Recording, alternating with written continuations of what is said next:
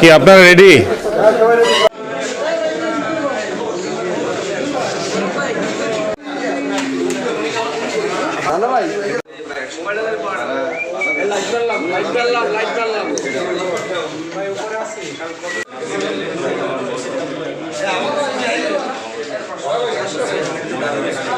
প্রত্যেককে প্রতি মিনিটে শুধু ভাই এখানে ব্যালট বাক্স ছিনতাই হয়ে যাচ্ছে, এখানে কেন্দ্রে আক্রমণ হচ্ছে, এখানে পিছনের গেট দিয়ে ঢুকে গেছে, এখানে মই নিয়ে আসতেছে, এই কেন্দ্রের বাইরে আপনার দাও, তারপরে চাপাতি রামদা জড়ো করা হচ্ছে, ওই কেন্দ্রে অস্ত্র নিয়ে ঢুকছে, এখানে সেনাবাহিনী পাঠান, ওখানে পুলিশকে বলেন, ওখানে ইউনোকে জানান, ওখানে র্যাবকে জানান, এখানে আনসার কোনো ভূমিকা পালন করতেছে না, ওখানে ব্যালট বাক্স টাকাচ্ছে।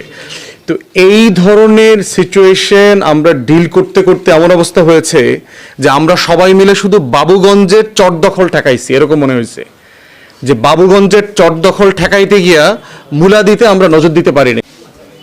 তাহলে বিএনপির একাংশ নেতাকর্মীরা যে নব্য আওয়ামী ফ্যাসিবাদ হয়ে উঠতেছে, সেইটা জনাব তারেক রহমান আপনাকে হুঁশিয়ার করছি, আপনাকে সতর্ক করছি। আপনি যদি সত্যিই বাংলাদেশ চালাইতে চান, নেতৃত্ব দিতে চান, আপনার এই নব্য আওয়ামী ফ্যাসিবাদ আপনার দলের ভিতরে যারা হচ্ছে তাদেরকে যদি নিয়ন্ত্রণ করতে না পারেন, তাহলে আপনি সিভিয়ারলি ফেল করবেন এবং আপনার পতন আওয়ামী লীগের হাসিনার থেকেও খারাপ পতন হবে সামনের দিনগুলোতে। তারপরে হচ্ছে এই যে সিলমারা ব্যালট এত পাওয়া গেছে, ভোটার জালিয়াতির প্রশ্ন আসছে, আপনারা রিপোর্ট করেছেন, কই কাজের চরে তারা কোনো অ্যাকশন নিয়েছে? সাংবাদিকরা তো রিপোর্ট করেছে কাজের চরে ভোট জালিয়াত সহ ধরা পড়েছে, ইউনো থেকে শুরু করে সহকারী রিটার্নিং অফিসার যারা দায়িত্ব পালন করে তারা কিন্তু অ্যাকশনে যায়নি। তো সারা দেশে তাই। আপনার তারপর দেখেন গণভোটের সংখ্যার সাথে মূল ভোটের সংখ্যা মিলছে না, এটার ব্যাপারে তো একটা জবাব দিতে চাইতে হবে, এটা তারা তো কোনো ব্যাখ্যা এখনো দেয় নাই। সবাই মন থেকে সিরিয়াসলি যার যার সামর্থ্য মোতাবেক কাজ করেছে। একটা বিষয় মাথায় রাখতে হবে, যেই কাজটার সমাধান প্রশাসন দিতে পারে সেই কাজটা দল থেকে করতে গেলে কিন্তু সেটা শক্তির ভারসাম্য নষ্ট করে দেবে। যেমন ধরেন ভোট জালিয়াতি যদি আপনি ঠেকাইতে যান তাহলে তো মারামারি করতে হবে। তো আমরা এই ধরনের শক্তি তো সিভিল জায়গা থেকে করতে পারি না। আমরা যেটা করেছি, যে কোনো অন্যায় অন্যায্যতা দেখলে আমরা প্রশাসনকে জানিয়েছি এবং এটাই ন্যায্য পথ।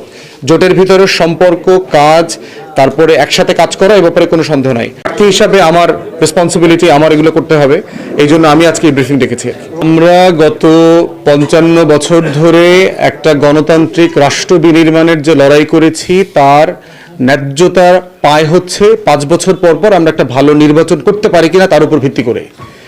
পার্টিকুলারলি 2024-এর গণ অভ্যুত্থানের পরে এই কথাটা আরো জোরদার হয়েছে, যেহেতু 2001-এর পরে ভালো কোনো নির্বাচন হয়নি। 25 বছর পরের যে নির্বাচন, সেই নির্বাচনে আমরা দেখলাম যে ঐতিহাসিকভাবে পুরাতন রাজনৈতিক বন্দোবস্ত এবং চর দখলের যে রাজনীতি, কেন্দ্র দখলের মতো করে একইভাবে এই কাজগুলো হয়েছে। কালো টাকার ছড়াছড়ি, অস্ত্র, পেশি শক্তি দেখানো, সেগুলো চলেছে। তো আমরা বোধ করছি নির্বাচন কমিশন, অন্তর্বর্তীকালীন সরকার সিরিয়াসলি তাদের ফেইলিওর, ব্যর্থতাকে রিভিউ করবেন। লেভেল প্লেইং ফিল্ড তৈরি করতে আপনারা কেন ব্যর্থ হয়েছেন এবং যার যার জেলা রিটার্নিং অফিসারের কাছ থেকে, আইন শৃঙ্খলা বাহিনী থেকে আপনারা এই জবাবদিহিতা চাইবেন।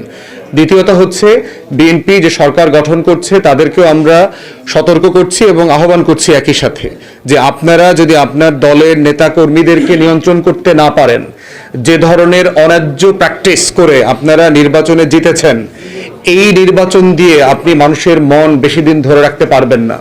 কয়েকদিন পরে লুটপাট, সন্ত্রাস, চাঁদাবাজ যে আকার ধারণ করবে, তাতে কিন্তু আবার সারা বাংলাদেশে আপনাদের বিরুদ্ধে গণ আন্দোলন তৈরি হবে। অতএব সেই জায়গাতে আপনাদের সুশাসন, দুর্নীতি, চাঁদাবাজ, সন্ত্রাস বিরোধী রাষ্ট্র গঠনের যে অঙ্গীকার আপনারা 31 দফায় করেছেন, সেইটা আমরা কাগজ কলমে না, আমরা প্র্যাকটিক্যালি গ্রামে গঞ্জে, পাড়ায়, মহল্লায় দেখতে চাই। আইন শৃঙ্খলা বাহিনীকে অ্যাক্টিভ করা, সক্রিয় করে জনগণের ন্যায্য ভীতি দূর করার এবং বিচার পাওয়ার অধিকারকে নিশ্চিত করবার জন্য যা যা করণীয় সেটা আপনারা করবেন। তা না হলে আমাদের আপনাদের সরকারের সমালোচনা করা, জনগণকে নিয়ে জনমত তৈরি করা এবং রাজপথে সক্রিয় থাকার যে লড়াই, সেই লড়াই অব্যাহত থাকবে। ধন্যবাদ সবাইকে।